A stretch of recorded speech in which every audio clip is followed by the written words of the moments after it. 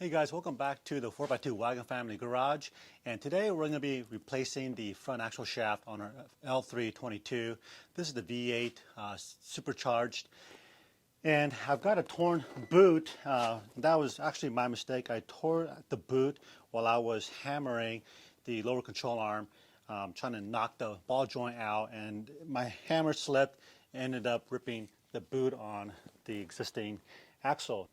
The axle itself on there is fine, and yes, I could take this apart and replace the boot, but the cost of this and all the labor that's involved of removing, this half shaft and putting a boot on, it's just the time you can spend doing that is just not worth it. So I bought this whole thing as a whole unit for about 150 bucks on Amazon, and I'll leave a link down below where you guys can go buy this. I scoured the internet to compare the price between the actual OE Land Rover. I saw anywhere from $550 all the way to $900 for this thing. And again, for $150, and it was the exact part number that was on the website here as it was on Land Rover. So hopefully, I'm not gonna regret this, but all the things I bought on Amazon, I've been pretty stoked with all the Land Rover parts I bought. So if you guys want to check out the video, me replacing this, well, stick around. So let's get started. So I'm going to show you guys how I'm going to remove this guy out of my Rover. The axle slides into your differential, and then through the knuckle, and then through the hub, and then it comes out right here. There's a couple ways you guys can do this. You can make it real easy or very difficult. I'm going to kind of do it in the middle here, and you guys tell me what's the best way that you've done this. What I'm going to do is I'm going to take out the bolt, the front and the left control arm. I'm going to disconnect my upper sway bar link. I'm going to disconnect the height sensor right here. Okay, and then I'm going to take out my outer tie rod. Now this outer tie rod I got to replace anyways because I'm having some alignment issues, so that's got to come out regardless. I've seen a lot of people on the internet actually remove the knuckle, and that's fine too. That will basically remove the whole thing out, and then you can access the entire axle housing area, and that would make this job a little easier. So yeah, this is the one that I'm not going to remove. I'm going to keep this knuckle intact. So just the lower control arms, and then sway bar, and then my outer tie rod. So those four things, I should be able to get this thing out without too much issue. All right, so the first thing I'm going to do before I start taking things apart is I'm going to just loosen up this axle nut, and this is a 36 millimeters.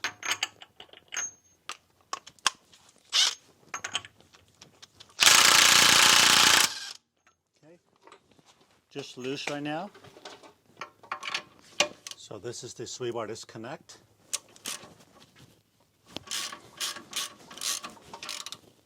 The back of the bolt might be spinning, which it is, so you may need to grab a wrench to hold that in place. In my case, it's an 18 millimeter on the nut on the back end, and then 18 millimeter nut on the front end.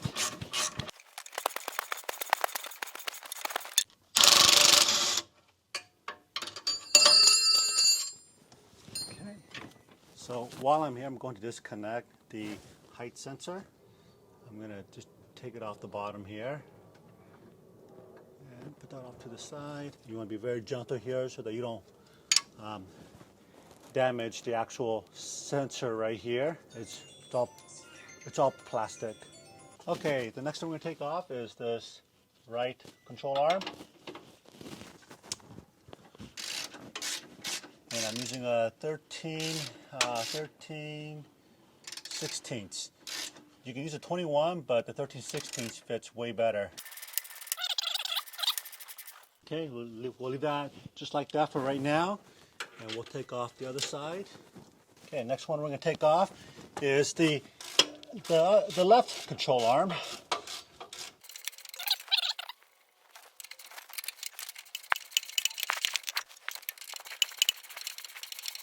And to get the bolt out, what you can do is raise up your knuckle, the shock right here, this whole assembly, raise it up a little bit, and that will help get the tension off the bushing so the bolts will slide right out.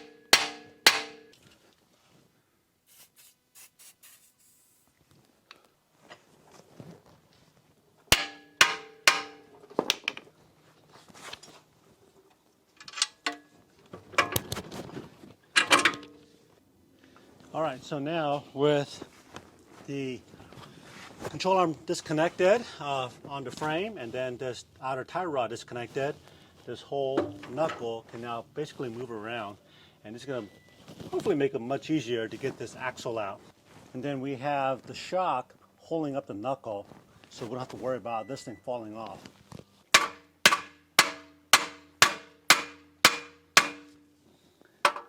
And just let it sit for a while.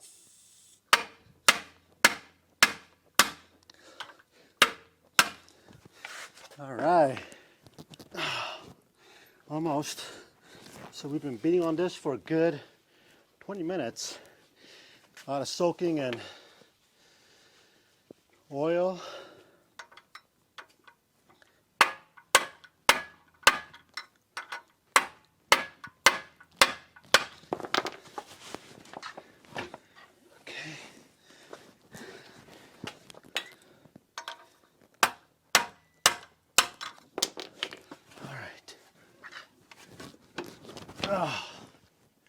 All right, so you can see the ABS ring is exposed now. It's out of the hub. Just a couple more light pounding, and that axle should drop.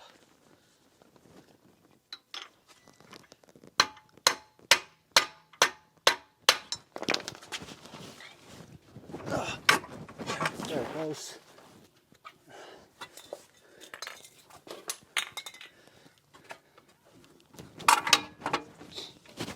There it goes. And then just let the knuckle just kind of hang.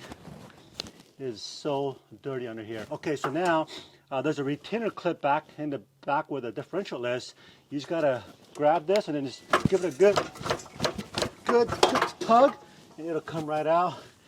Make sure the retainer clip is on the actual spline, and it is. This retainer clip is what kind of holds it in there. When we put it back in, you'll hear a little snap. So there it is. Wow, what a mess. So before we go any further, I'm going to come in with a pressure washer and a degreaser and get all that grease out of here, and then we'll be right back. All right, so there's a couple things I want to bring to your attention here. This is the old one. Hope you guys can tell on the camera. The shiny one's the new one.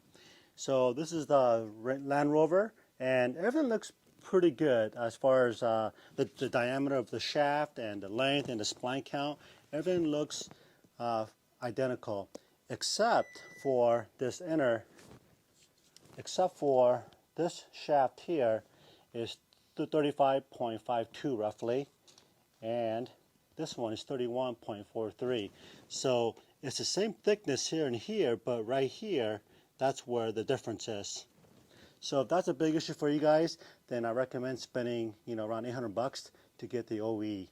Otherwise, if you're just a highway driver and occasional off-road, like Forest Service roads, I think this is going to be just fine. All right, guys. So I got this all cleaned up. Now we're ready to slide the axle in. So what I'm going to do is, because this was such a pain in the butt to get out, I'm going to put in a little anti-seize in the spline on the knuckle, or I'm sorry, on the hub, so that if I ever have to replace this again, it won't be such a horrible job.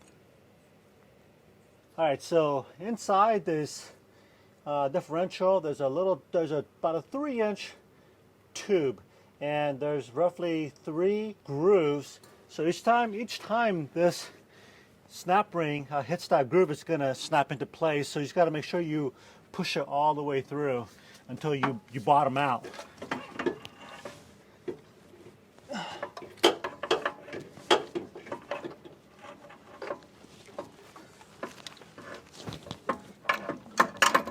There it goes.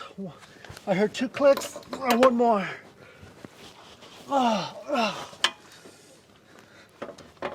Okay. All right, here we go again. So I got maybe one more groove to clear, and once you get in here, you'll know what I'm talking about those 3 rings inside the tube, so that the snap ring can slide all the way through past the third groove. I'm going to just slide in this piece here, this end into the hub, and maybe I can use the hub and the knuckle as a leverage to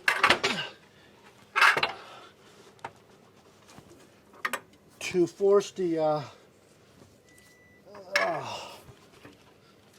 okay, there we go. Let me get a couple of threads on this axle nut. Okay, there. Whew. Okay, go and turn this again. Kind of get it lined up.